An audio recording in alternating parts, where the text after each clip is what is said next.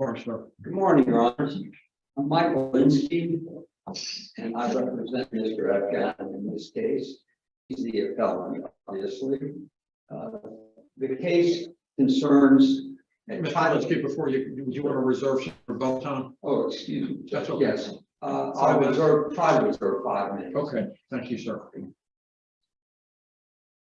This case concerns a title insurance claim that Mr. Afghani made against Old Republic Title Insurance Company that was denied. The title defect that prompted the claim was the omission in the policy of a mortgage and foreclosure action by the Bank of New York Mellon. And Old Republic took the position that because your client either knew or had some part in this mortgage being a cloud on the title, that they shouldn't cover him. Is that basically it, simply?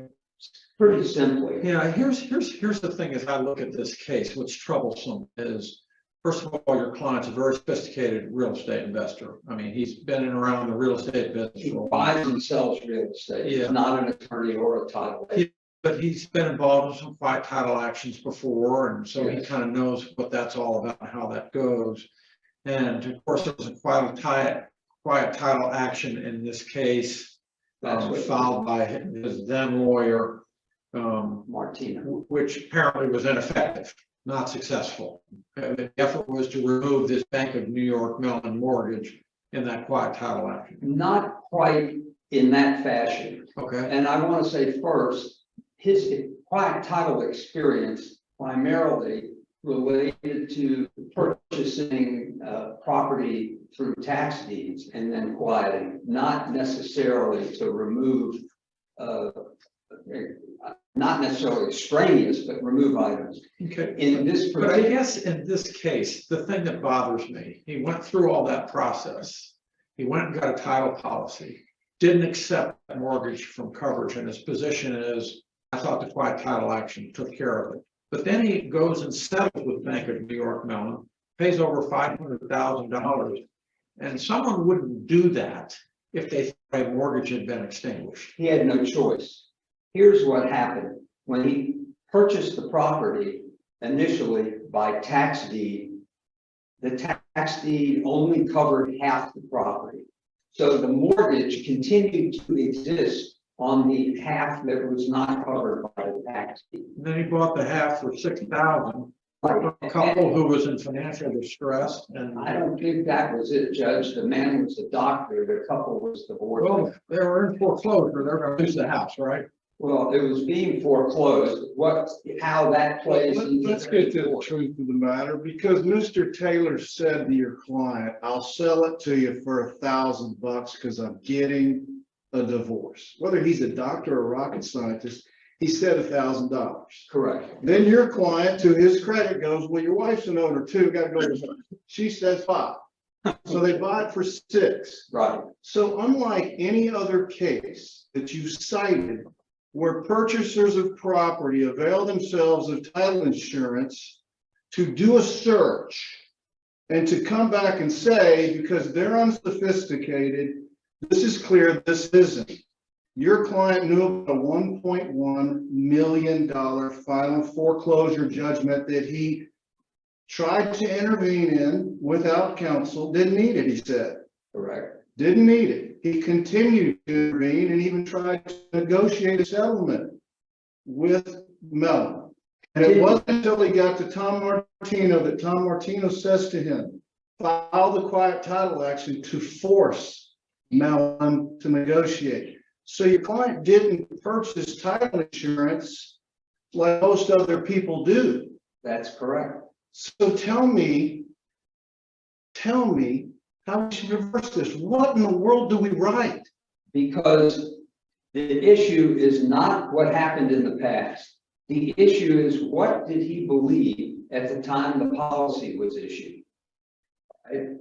He believed at the time the policy was issued that the title was free and clear. Did he really? Yes. And Even though he still tried to intervene and object to the sale of the property right before he got the title insurance, he really believed that the Mellon lien was satisfied? it wasn't right before, it was months.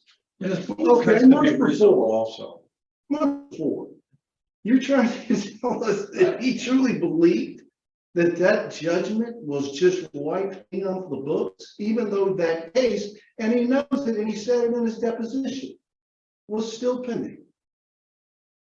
Still pending. The Yes, case it was was, because over the sale hadn't been done. The case was over when the title insurance. No, sir, it was not, because your client intervened with Mr. Caston after the quiet title case. It's in the docket. That case was not over, The sir. final judgment of foreclosure had been entered. That doesn't end the case, but the letter's not over. Yeah, the sale hadn't occurred. No, the sale had never. Your client retained Mr. Caston Right. and intervened in that case. How does he have an honest belief that that lien was gone or wiped away as a result of the quiet title?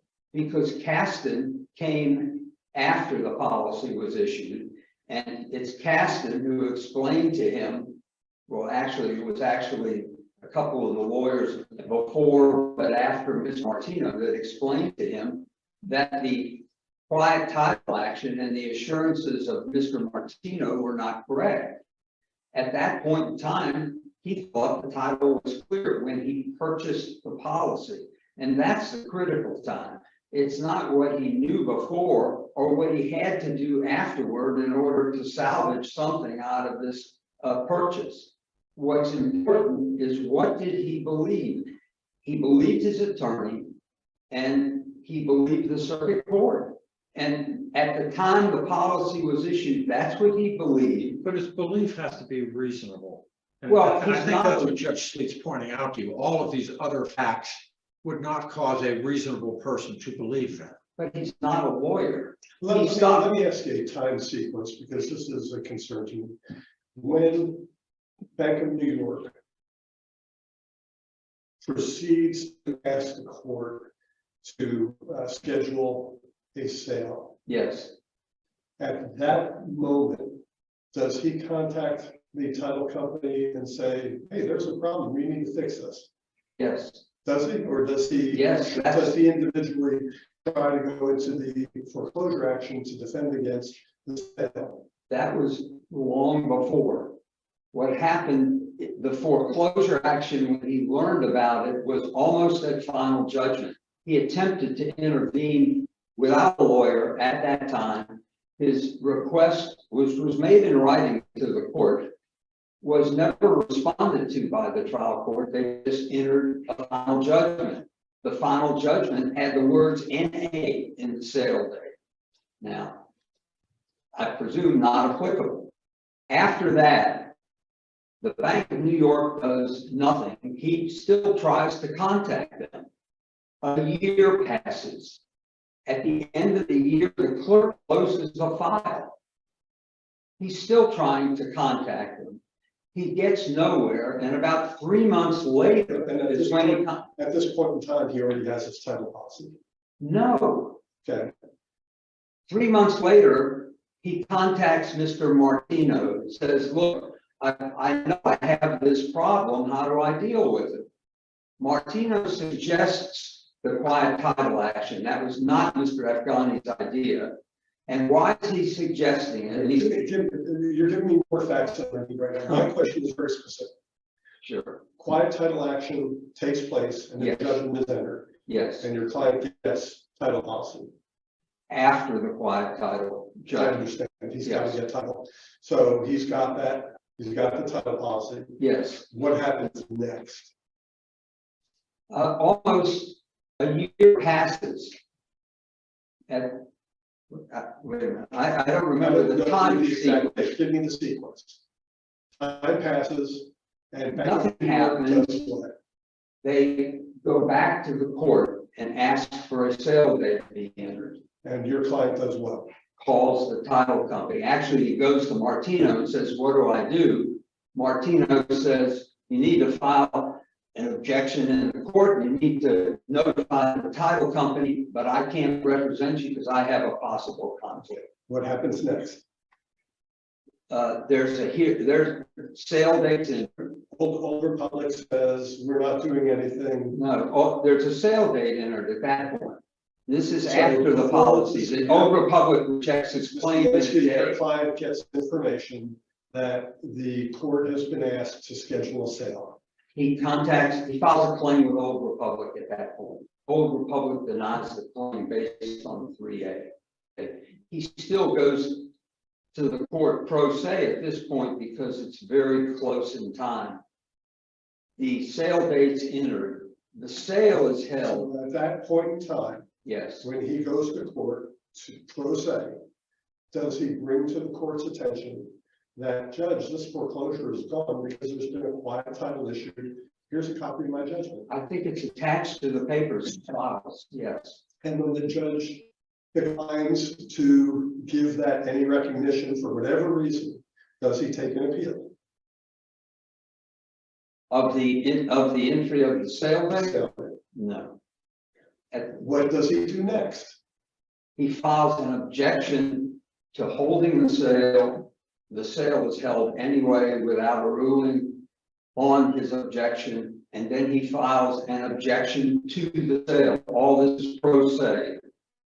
And the sale is held, excuse me, the sale is Again, held He doesn't take back. any appeal from anything he filed in the foreclosure action. No.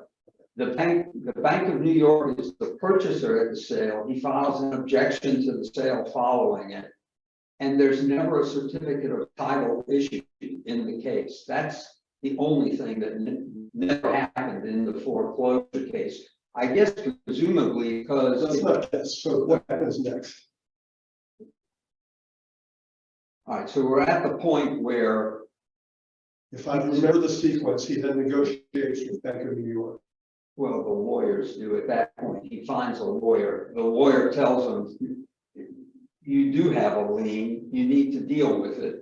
And they go back and forth, and the settlement is for the $525,000. And he has to After ultimately, waiving his appellate rights. So he goes and voluntarily sells this. Because you just admitted your client waived his appellate rights as to the sale. he was never a party. He was never allowed to join in that action. Whether he had a right to Oh, appeal, but he has clear title, according to you. right? No, he didn't have clear title. He thought he had. Here's clear your title. client's problem, sir, is he's sophisticated in real estate. And he does what other people don't do. He gets quick claim deeds. And then he hears from Mr. Taylor while he goes and visits the property. Oh, by the way, there's a mortgage lien. He does nothing about that whatsoever. There's a final judgment, does nothing, never seeks title insurance, never sought title insurance from the get-go, never. That's correct. Because he didn't need it, because he's sophisticated, he's unlike everybody else. So tell me how he didn't suffer this defect when he participated in it to the extent of trying to intervene, objecting to sales. He suffered, he participated in it. That doesn't excuse the title company from writing an adequate policy. There's a statute that requires the title company to make an independent search of title. They did, and the search showed the Mellon mortgage foreclosure lien. That's correct, and it's not included in the policy. And there's a case law that I cited in my brief that when they're aware of it, whether the insured is aware of it or not, the company's responsible. And interestingly, their policy states that if the insured is harmed by a defective judicial proceeding, that they cover that. That's in the printed portion of the policy as well. And so they just flat out rejected based on the past, but it was really. Well, let's say that Old Republic believed your client, he truly had quiet title. There was nothing to defend. Old Republic. I missed that one. If they believe, it's Old Republic's responsibility to make their own determination of title, not accept whatever Mr. Afghani says. And he said nothing. He said nothing to Old Republic.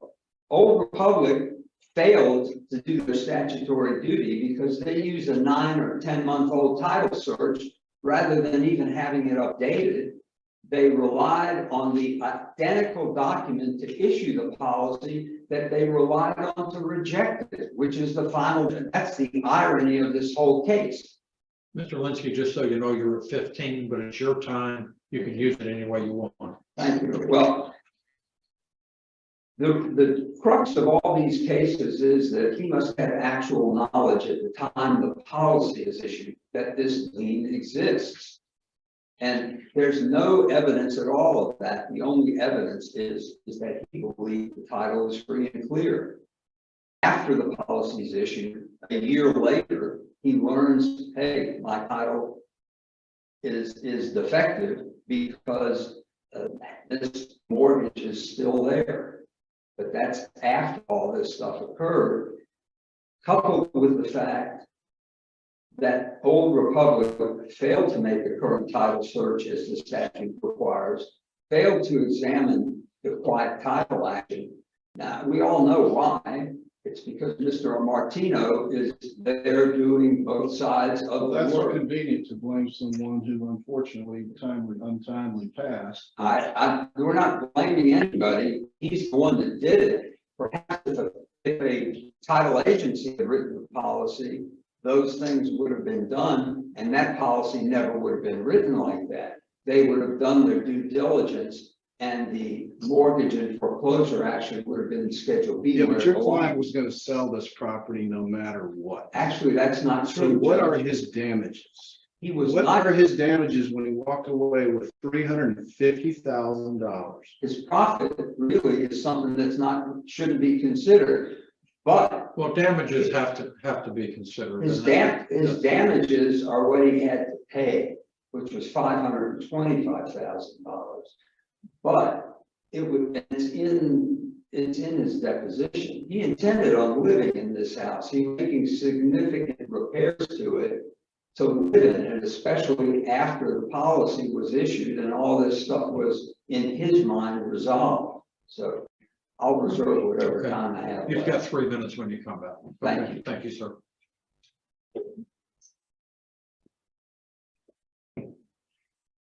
May it please the court, your honors, my name is Maya Hatchett. I am counsel for Old Republic National Title Insurance Company. Can you make some sense out of this mess? I believe that my brief does make sense, your honor, and that it makes it clear that the trial court properly ruled summary judgment in favor of Old Republic, and that this court should affirm that ruling based upon exclusion of 3A of the policy. But how does the trial court find that the quiet title final judgment is a nullity? The Ex nihilo. I mean, out of nothing. The Judge Tessie just says it's a nullity. Based on what? Simply because the foreclosure action survived? Ipso facto? I don't. the quiet title action was nullity because it's against the law that a quiet title action can ever foreclose out a superior interest in property. Then why didn't Mellon challenge? Why didn't Bank of America, Boney made an appearance initially in the case? And then they just But disappeared. We because don't. they didn't need to. Oftentimes, because the bank's foreclosure council are very well aware of the quiet title. The law is very clear in Florida. You cannot bring a quiet title action, even if you go away to final judgment in Florida for quiet title. But they allowed a default judgment to be taken against their client. It does not matter. There is controlling law in Florida that a quiet title action, even if it is all the way through final judgment and the appeal period runs, is a nullity of law if that part is entered in against has a superior interest. That may be the law, but it's really sloppy practice to let something like this happen. I have seen foreclosure counsel do that. So was there ever a judicial determination before the present case that vacated the final judgment of the quiet title judgment? No, Your Honor, there was nothing, but the foreclosure, based upon the timeline in the foreclosure, Boney foreclosure, Mr. Afghani, after the entry of the quiet title default judgment, did go back to the foreclosure court and filed 2 separate objections based upon the quiet title action. Both of those were denied by the foreclosure court, And the sale was set for April 25th, 2018. Nobody addressed, but at what point did Mr. Afghani have appellate rights in the foreclosure case? I believe, Your Honor, those appellate rights would have happened earlier in the case when he moved to intervene in the matter. Mr. Afghani, the lawyer says the court didn't rule on that. Well, in regards to it, there was a hearing on it. The court, the fact that there was never not granted, I believe that there would have been appellate rights at that time in regards to that motion that was heard. But we don't have any of those transcripts. We don't know what the court did. Do we? We do not, Your Honor. But your agent insured over this mortgage based on the quiet title default judgment presumptively. In other words, it was not accepted from coverage. That is correct, Your Honor. So, and you're telling me everybody in the world knows that that's the law, that judgment is no good. I don't believe that everyone knows about it. Well, but your agent didn't. Absolutely, agent's a agent, lawyer. yes, Right. he did not know about it. Okay, so why isn't, too bad, so sad, Republic, you're stuck. Based upon the cases that I cited, in particular, the Solis versus Commonwealth case dealt with a very similar situation. And in the Solis case, the court goes into a very deep analysis of the exclusion 3A and found that in circumstances exactly where the agent knew that there was a bony title defect and that the policy did not include it in Schedule B, that was not enough to have coverage. In order in this situation where we have unique circumstances where a purchaser of property or with somebody purchasing the property that goes on for almost over 4 years to try to cure the title defect on their own, where there is clear knowledge and in multiple occasions during this case by Mr. Afghani that he knew about the bony title defect. So Solis court is very clear that in those circumstances, the only time that can be coverage under the title policy is where Old Republic would have expressly agreed to insure over the specific title defect. That's not exactly how policies work. Policies work unless there's an exception or the exclusion comes up and that's a factual determination. But typically, there's an exclusion saying there's a mortgage, it's subject to whatever rights there may be in the mortgage holder. And we don't have that exclusion in this policy. Similar in Solis, there is not exclusion or Schedule B, but there's absolutely an express exclusion by 3A. And that is what the trial court in this matter properly found in favor of. Policy is a contract and it is subject to all terms and conditions. And one of those terms is 3A, which was the properly applied here. But what you just said is interesting. So you're saying in the absence of an exception from coverage, there must be the title company must have affirmatively insured it. Basically say, we recognize that this mortgage is here, we're insuring over it because of the title action. Based on Solis, in the circumstances where the insured knew about the title defect prior to. So simply not leaving it out as an exception from coverage is not enough. There must be an affirmative recognition of it and insuring over it. Absolutely, that is what Solis found. So does it matter that that your agent is one of the same as Mr. Afghani's lawyer? No, Your Honor, that is addressed in my brief and in the case of the Summers. Counsel, you said that about 3 or 4 times now that it's addressed in your brief. We read your briefs, but we're asking you questions. Understood, Your Honor. I apologize. In regards to Summers v. Smith, there are several different hats that can be worn in similar circumstances like Mr. Martino. He was a closing agent. He was a personal attorney of Mr. Afghani, and he was also the agent of Old Republic. It is that based upon the case of the Summers, the actions of Mr. Martino as Mr. Afghani's personal attorney cannot be attributed to Old Republic. Oh, that's funny. I was looking at it from the other way, from the reverse.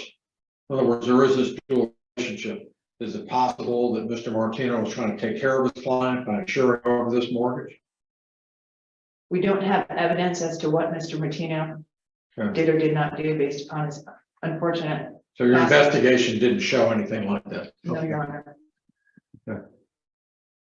Well, under 3A, doesn't look like he created these defects, correct? Yes, Your Honor, I agree with that. Suffered, I didn't do real estate law, I know Judge Sullivan may have, but suffered to me has all kinds of meanings. It certainly appears like he suffered this. He certainly knew about it when he met Mr. Taylor, who was doing yard work way back in 2013, 4 years before he got his policy. And it's rather interesting that the same day he purchases the policy, the same day as the motion for summary judgment on the quiet title was granted. Interesting timing. But so what are you traveling under 3A? Your Honor, I believe that it falls under both suffered, assumed, and agreed to.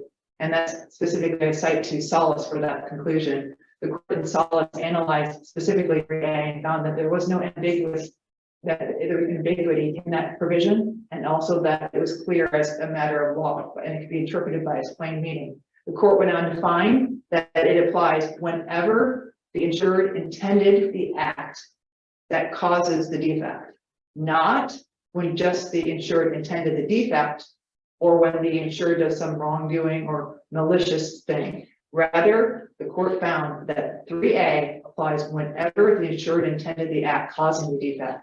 In these circumstances, it is undisputed that Mr. Afghani intended to purchase that property by himself without doing any public record. That is what caused this title defect, and therefore there is coverage under 3A. It seems to me that the only one of the listed items that would apply is suffered. He didn't assume that with Bank of New York. He didn't agree to the debt by Bank of New York. He may have suffered the debt by Bank of New York being lien on the property. I would respectfully disagree, Your Honor, in regards to the facts that followed his purchase of the property. He quickly, within the year, discovered the Bank of New York Mellon title defect. He testified in his deposition in this case that he recognized that that at that point he had no options. He had lost his $6,000. How does that answer the question though of what he knew at the time he acquired the title insurance policy? I mean, arguably there a factual question as to what his understanding was and what he relied on. I think that it is clear that there was no surprise by Mr. Afghani that the Bank of New York Mellon interest was still on the property at the time he purchased the insurance, because of his actions right after that. And that Well, he but continued he to got purchase. he filed a quiet title action.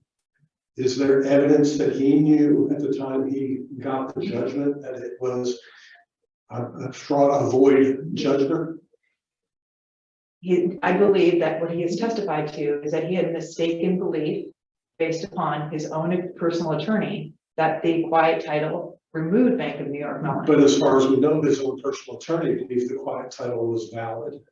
The quiet title action was valid. Or do we have evidence that he didn't know, that he intentionally wrote this policy knowing that the quiet title action is invalid?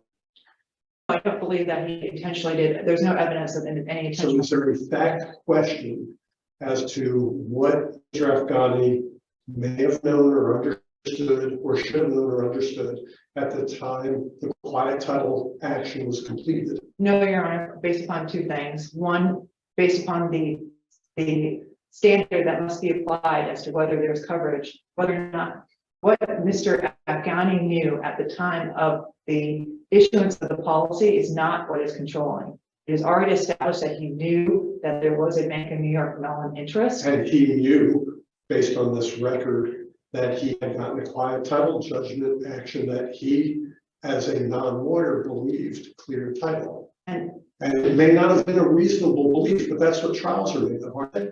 that is a mistake, Your Honor, that was by Mr. Afghani and his counsel, and by case I cite to as of Summers v. Smith, that mistake must fall on Afghani. If that does not fall on Afghani, circumstances would be that at any time in this circumstances where a person goes out, blindly purchases property for a nominal amount, fights it, and years later gets a title insurance policy. At the time of the title insurance policy, for example, suffers some type of injury where he forgets completely about the Bank of New Mellon interest for that short moment, maybe a couple of weeks while he signed, or he entered into the We premium don't have policy. that factual scenario. But We in have that, a lawyer who wears a dual hat representing your client as well as Mr. Afghani, representing them in the sense that he's a title agent who's authorized to take actions on behalf of the title company.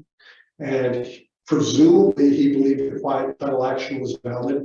He may have been wrong. So the question is it a practice action by Mr. Afghani against the lawyer that you're living, or does the title insurance company provide coverage and sue its agent for violation of his duties to the title insurance company? it is an action of malpractice, Your Honor. It is undisputed. Mr. Afghani has testified in the lower court that the actions of Mr. Martino, the quiet title action, were taken as his personal attorney. Under Summers v. Smith, the actions of Mr. Afghani's personal attorney cannot be attributed to Old Republic.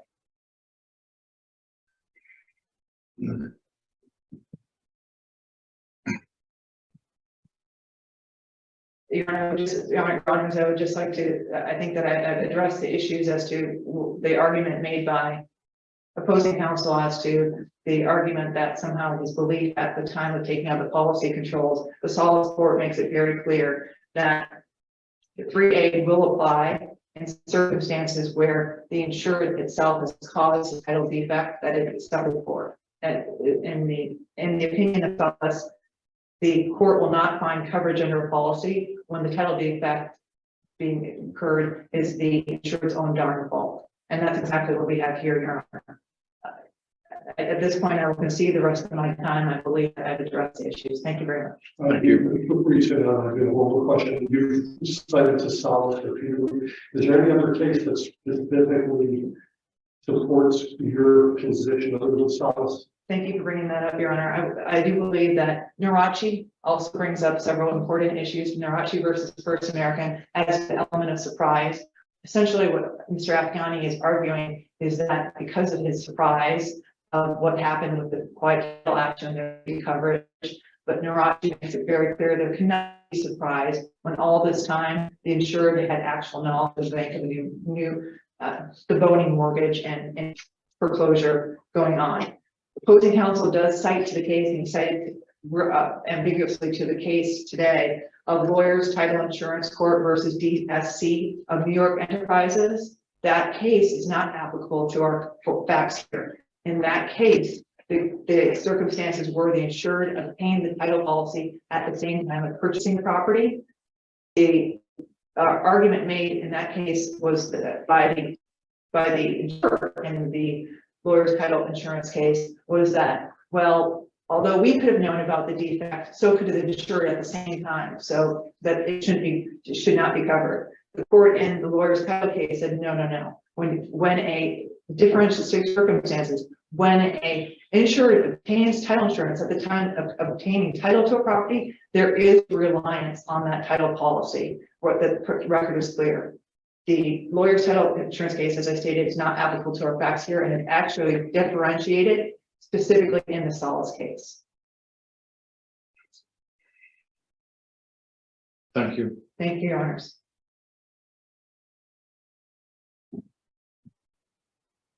Mr. Linsky, 5 minutes.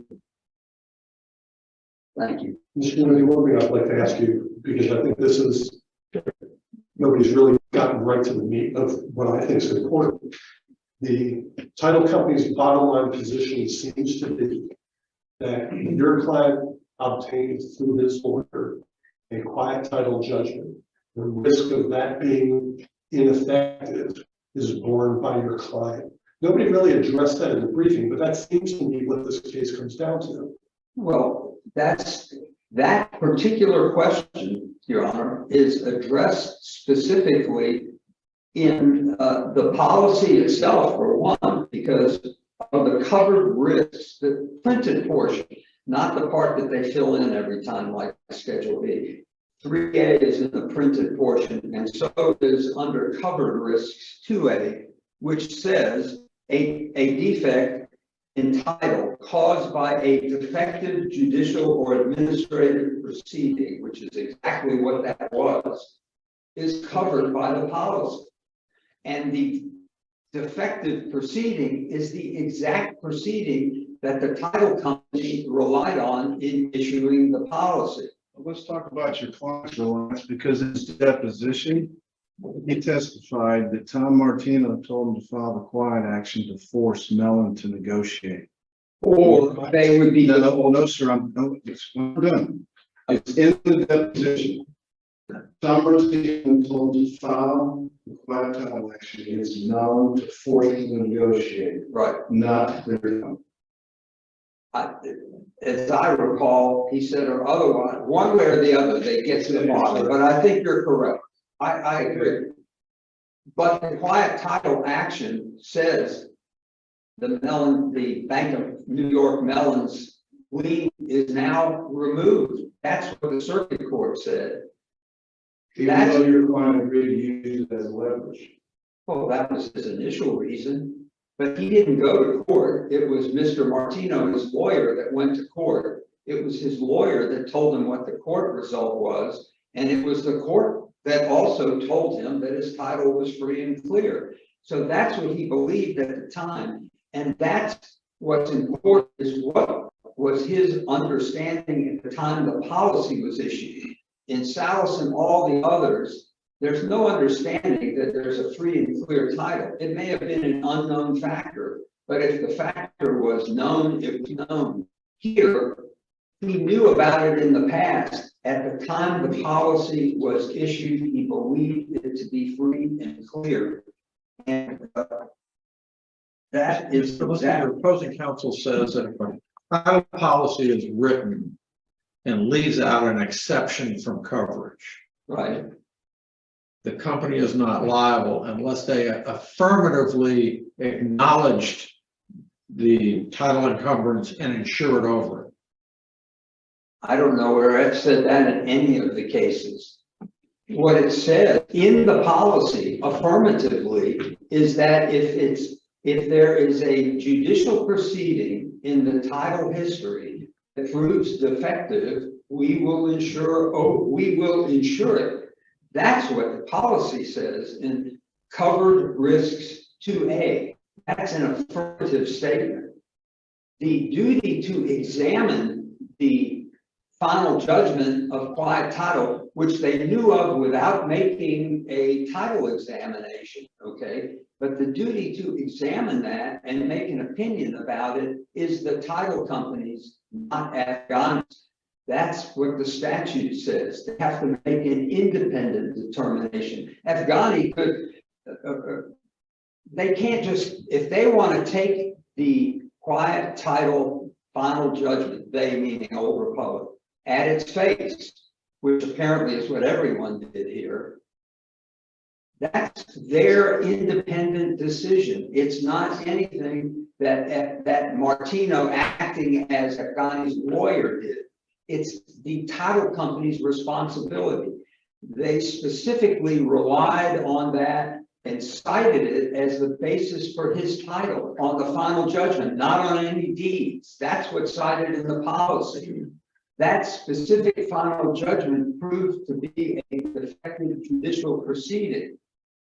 Therefore, under the terms of the policy, it's covered, period. And it 3A, so what we're arguing about, I guess, is should standard exception 3A apply, or should standard covered risk 2A apply? Because one says it's covered and one says it's not. Right. It's okay. Thank you. For all the reasons I've discussed, we think the matter should be reversed. Now, these proceedings are video and they're live streamed. I am hoping that law school property classes around the country have a chance to listen to this argument because it was fascinating. You guys did a great job. Thank you, Honor. Third isn't always dull. Thank you very much, Jody. Next case is Progressive versus Lloyd's.